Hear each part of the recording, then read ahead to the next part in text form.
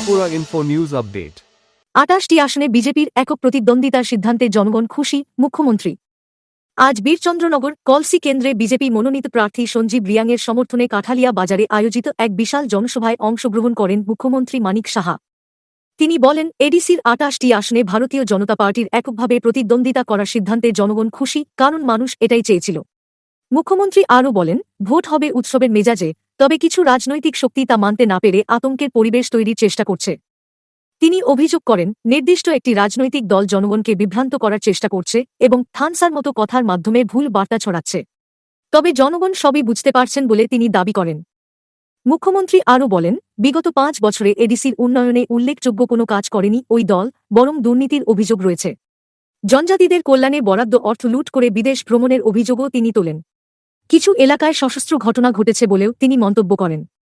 তাই এবার জনগণ ব্যালটের মাধ্যমে তার জবাব দেবে বলে তিনি উল্লেখ করেন। তিনি আগামী 12 এপ্রিল পদ্মফুল চিহ্নে ভোট দিয়ে বিজেপিকে জয়যুক্ত করার আহ্বান জানান। এই সভায় অর্থমন্ত্রী প্রণজিৎ সিংহ রায়ের উপস্থিতিতে প্রায় 50 জন ভোটারকে ভারতীয় জনতা পার্টিতে স্বাগত জানান মুখ্যমন্ত্রী। আমি আপনাদের কাছে প্রশ্ন করতে চাই, এবার ভারতীয় জনতা পার্টি যে 28টার মধ্যে 28টাতেই আমরা যে প্রতিদ্বন্দ্বিতা করব, আপনারা খুশি? খুশি? আরে বলুন, খুশি কিনা বলুন। আমি জানি আপনারা খুশি, আপনাদের মনের কথা এবং সেটা ভাবতে পারিনি।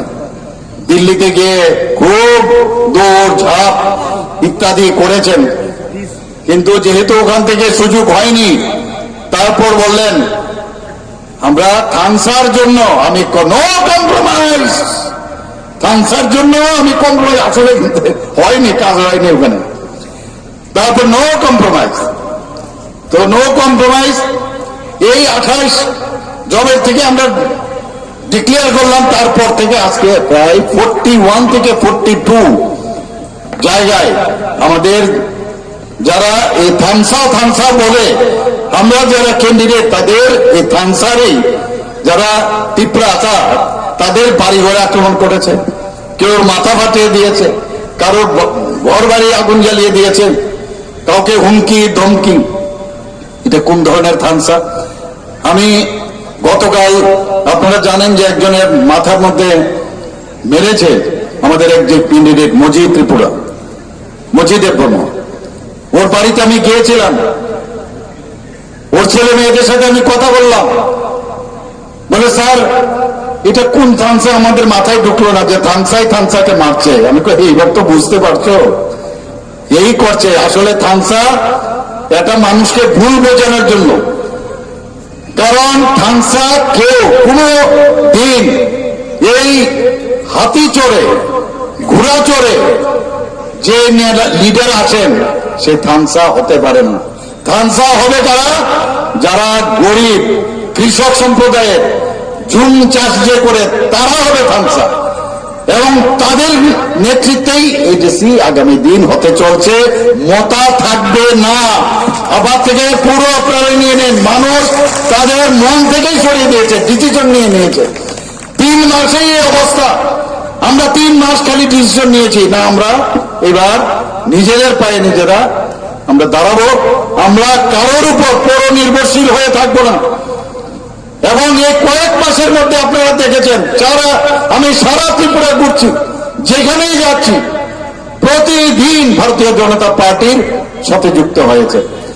আর তো মুশকিল, যারা বড় বড় লিডার আমাদের সাথে এখন বুঝছে যে মিথ্যা কথা বলেন, মিথ্যা কথা বলে বিভ্রান্ত করার চেষ্টা করেন।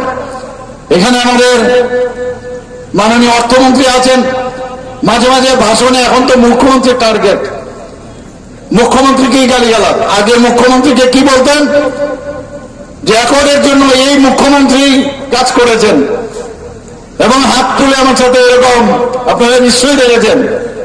আপনার সাথে আমি 100% আপনার সাথে আমি আছি। বাইরে গিয়ে বলে আরেক কথা। আমি বললাম আরে আমাকে বললেন আপনি 100% আছে, বাইরে গিয়ে বলে পলিটিক্স में बोलना पड़ता है। मैं लोगों को तो पता है कि पॉलिटिक्स আমার মাথায় ঢুকলো না। এবং পলিটিক্যাল পার্টির বাইরে গিয়ে আবার আরেকটা কি সিভিক একটা সোসাইটি বানিয়েছে, সিভিক সোসাইটি। এই সিভিক সোসাইটির নামে কিভাবে এটা দাঙ্গা লাগানো যায় সেই ব্যবস্থাও কিন্তু করেছে। গন্ডা তুইসাতে একবার করেছে, আরেকবার আগরতলার মধ্যে টায়ার পুড়িয়ে আগে থেকে প্ল্যানিং যে দাঙ্গা লাগাতে হবে, এখনো চেষ্টা চলছে। এবং যখন দেখলো দুপুর পর্যন্ত পুলিশ কিছু মারছে না, ধরছে না, তো ভাবলো যে পুলিশ যদি কিছু করে তাহলে আগে থেকেই সুরমার মধ্যে শান্তির বাজারে ঠিক করে রেখেছিল। কিন্তু দুটোর সময় বললো কেউ কিছু করছে না, কি করবো, তৃণমূল কংগ্রেসের মতো এখানে যেমন এসেছিল যে কেউ যদি ওদেরকে মারে তাহলে বলতে পারবে আরেক মুরমুজি যিনি আমাদের জনজাতি গোষ্ঠী ওয়েস্ট বেঙ্গলে মেরেছিল, আপনারা জানেন, আর শঙ্কর ঘোষ মহোদয়কে। তো এখানে এসেছিল, আমি উনাদেরকে আরামসে বলি যে কেউ মারে না, একদিন আরো বেশি একদিন থেকে গেল, তারপরেও মারে না, তারপর চলে গেল, কোনো ইস্যুই তৈরি করতে পারিনি। এবং বহুত যারা মিডিয়া বন্ধুদের তাদেরকেও নিয়ে এসেছিল, ভাবলো এখানে যদি মারে, এবং আরেকজন ওখানকার এক মিনিস্টার যিনি জনজাতি সম্প্রদায়ের, উনাকেও নিয়ে এসেছেন, যদি ত্রিপুরাতে কেউ যদি মারে তাহলে কি হবে, বলবে যে ওই কাটাকাটি আমার ওখানে, তখন তো তারা ব্যাক ফুটে। তো একই অবস্থার মধ্যে এখানে এই ধরনের কার্যক্রম এরা করে থাকে। ওরা এই প্রণজিৎ বাবু খুব ভালো, বিজেপির মধ্যে মুখ্যমন্ত্রী বাদে প্রণজিৎ বাবু ভালো, রতন বাবু ভালো, সুশান্ত বাবু ভালো, কিন্তু fight, first fight, last fight কার বিরুদ্ধে? মুখ্যমন্ত্রীর বিরুদ্ধে। আরে মুখ্যমন্ত্রী বিজেপির, তো মুখ্যমন্ত্রী হয় না, বিজেপির আমাদের ডিসিপ্লিন আছে, এখানে ডাইনেস্টি চলে না। বলছে আমার বিজেপির সাথে দিল্লিতে আমার সাথে পরিচয়, সব ঠিকঠাক কথাবার্তা হয়েছে। এবং আমরা হিউম্যান বিইং, আমার যদি এটাও একটা টেকনিক, কিন্তু প্রণজিৎ বাবু ভালো, রতন বাবু ভালো, এবং বাবু ভালো, তাহলে ওরা ভাববেন, উনি ভেবেছেন যে ওনারা ভাববেন যে আমাকে তো উনি ভালো বলেছেন, কি দরকার ওনার এগেনস্টে কিছু বলার। অতি চালাকি গলায় কিন্তু দড়ি পড়ে অনেক সময়, আপনারা জানেন, পড়ে না? অতি চালাকি গলার দড়ি, বেশি চালাকি। আরে উনি তো লাস্ট ফাইট, আর আমরা তো প্রথমবার 3 মাসে ফার্স্ট ফাইট করছি, এমনিতে অবস্থা কাহিনী। এই ফার্স্ট ফাইট যে করলাম এতেই অবস্থা কাহিনী। জনজাতি ভাই বোনেরা এখানে উপস্থিত আছেন, এই জাতিগত সুশ্রী দিয়ে মানুষকে বিভ্রান্তি করে একটা কাজ আপনি দেখান, এই 5 বছরে এডিসির মধ্যে এরা কোন কাজটা করেছে যেটা বলবে যে না আমি এই জিনিসটা করেছি? সমস্ত ওখানে ভ্রষ্টাচারের চূড়ান্ত, সেই চূড়ান্ত জনজাতিদের পয়সাগুলো সেখান থেকে লুটে তারা বিদেশ ভ্রমণ থেকে আরম্ভ করে এমন কোনো কাজ নেই, এখনো মরিয়া হয়ে গেছে। বিভিন্ন জায়গায় গ্রুপ করে করে, আমি এখনো বলছি, ছোট ছোট ছেলে মেয়েদের বিভ্রান্ত করছে, বিভিন্ন আনুষঙ্গিক বিষয় দেয়, বিভিন্ন পোলিং এজেন্ট পোলিং সাইটে বা বুথের মধ্যে বসিয়ে রাখে, সমস্ত দেওয়া হচ্ছে, সব যে খাও দাও, আর লাঠি ফাঠি দিয়ে রেখেছে যখনই ওকে হামলা করবে। তো এই যে চলছে, এটা কি একটা রাজনীতির পরিবেশ? এটা কি রাজনীতি হতে পারে? আরে রাজনীতি করতে গেলে তোমার গণতন্ত্রের মধ্যে তোমার বক্তব্য তুমি রাখবে। আমাদের ভারতীয় জনতা পার্টি হিংসায় একেবারেই বিশ্বাস করে না, আমরা হিংসায় বিশ্বাস করব না, যা আইন আছে আইনের মাধ্যমে চলবে। মারধর করছে, আজকে জবে আমরা 28টা ডিক্লেয়ার করলাম, এখন পর্যন্ত আগেরটি বাদ দিন, আসারাম বাড়িতে মাননীয় প্রধানমন্ত্রী যে মন কি বাত অনুষ্ঠানে আমাদের এই থামসার তিপ্রাসার ঘরের ভিতর ঢুকে 6 জনকে মেরেছে, মাথা পাঠিয়ে দিয়েছে, এবং জানলেওয়া হামলা করেছে, হসপিটালে তাদের যেতে হয়েছে বিভিন্ন জায়গায়, এবং স্কুটার থেকে আরম্ভ করে গাড়ি গুড়ি সব ভেঙে দিয়েছে। আমাদের মন্ত্রীদের উপর আক্রমণ করছে, আমাদের এমএলএদের উপর আক্রমণ করছে। কমলপুরের এমএলএ ওনার গাড়ি ভাঙচুর করেছে। এটা কোন ধরনের রাজনীতি? এটা সিপিএম এর রাজনীতি একই। কারণ মথা তো পার্টি ছিল না, মথার ভিতরে 2018-র পরে সমস্ত লাল যেগুলো আছে, এই লালগুলো মথার ভিতর ঢুকে এখন লাল মথা হয়েছে, আর কিচ্ছু না। কাজে দে ট্রেন, তাদেরকে কমিউনিস্ট পার্টিরা ট্রেনিং দেয় কিভাবে মারতে হবে, পিটতে হবে, খুন করতে হবে, সন্ত্রাস করতে হবে। আরে এই আপনার সাউথ ডিস্ট্রিক্টে 69 জন, উনাদের সময়ে 69 জনকে খুন করেছে, আপনারা সবাই জানেন। একটা এই ভারতীয় জনতা পার্টি আসার পর একটা খুন আপনারা দেখাতে পারবেন কোথাও? যদিও কোনো কারণে কোনো হয়, সেখানে পুলিশের মধ্যে পুলিশকে ফ্রি হ্যান্ড দেওয়া হয়েছে, আরো বেশি করে যাতে প্রোঅ্যাক্টিভ হয় তার জন্য আমরা ব্যবস্থা করছি বন্ধুগণ, যাতে একটা শান্তি প্রতিষ্ঠিত হোক। শান্তি আমরা আজকে ন্যাশনাল ক্রাইম ব্যুরো রিপোর্টে বলছে 28টা রাজ্যের মধ্যে আমরা নিচের দিক থেকে তৃতীয়।